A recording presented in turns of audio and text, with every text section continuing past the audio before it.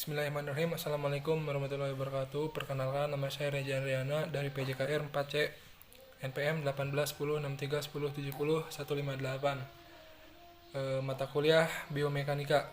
Saya akan menjelaskan atau mempresentasikan ulang soal yang telah diberikan.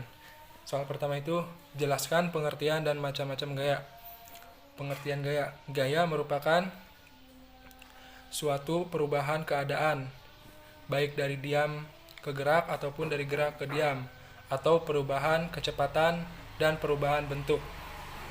Macam-macam gaya yang pertama itu gaya berat atau gaya gravitasi.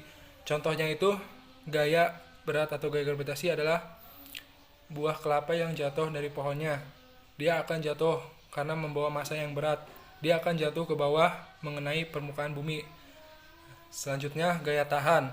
Gaya tahan yaitu percepatan negatif, merupakan perlambatan gerak yang diperlambat sebanyak oleh adanya tahanan. Contohnya itu ketapel yang ditahan, semakin lama semakin jauh dia akan melesat semakin kencang. Selanjutnya itu gaya gesekan atau gaya gesek. Gaya gesek ini terjadi apabila dua benda saling kontak pada permukaan yang sama. Selanjutnya itu gaya otot atau gaya kekuatan, yaitu kontraksi otot tidak lain adalah suatu proses perubahan dari energi kimia menjadi mekanisme panas. Selanjutnya nomor 2, yaitu sebutkan dan jelaskan aspek-aspek gaya. Yang pertama, besaran gaya. Besaran gaya yang dapat dihasilkan oleh badan berbeda-beda pada tempat-tempat yang berbeda. Makin jauh objek dari pusat bumi, maka makin kecil tarikan gravitasi, kurang beratnya benda.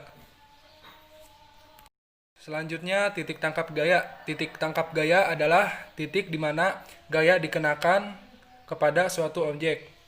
Dan selanjutnya adalah arah gaya. Arah gaya adalah suatu panjang garis.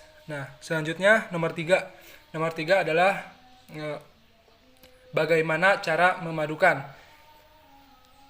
Jawabannya, cara memadukan gaya adalah menggabungkan dua gaya tersebut, atau lebih seperti contohnya sebuah perahu dapat dikenai dua gaya, misalnya angin dari angin dan juga dari dayung.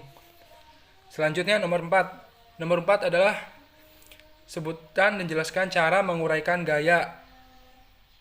Cara menguraikan gaya dapat diuraikan dengan cara dipilah atau dipilih, dipecah menjadi dua komponen. Komponen ini harus sedemikian besar dan sedemikian arahnya. Selanjutnya nomor 5. Sebutkan dan jelaskan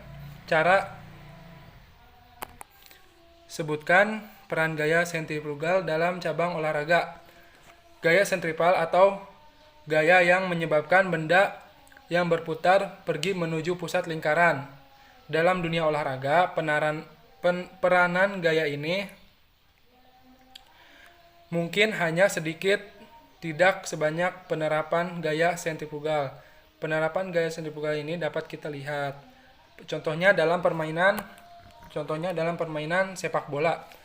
Aplikasi yang kita lihat ketika pemain melakukan tendangan pisang atau tendangan melengkung, bila kita perhatikan dengan seksama, maka bola itu akan berputar menuju pusat lingkaran. Bila ingin mendapatkan besarnya gaya ini dapat dilakukan dengan memperbesar putaran ketika menendang. Jadi harus kencang.